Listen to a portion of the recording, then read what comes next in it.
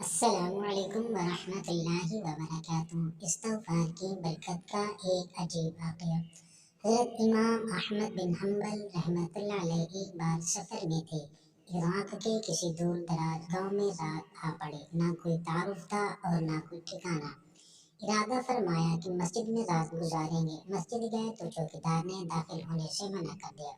اسے بہت سمجھایا مگر وہ ضد کا پکا کسی طرح نہ مانا۔ امام رحمت اللہ علیہ نے فرمایا میں پھر اسی جگہ سو جاتا ہوں۔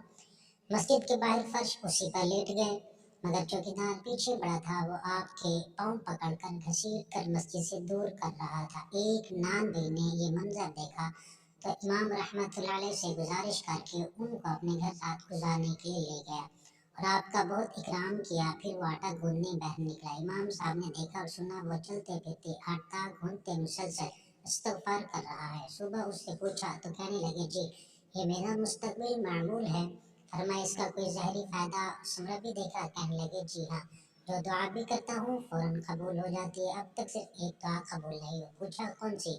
کہنے لگے امام احمد بن حنبل کی زیارت۔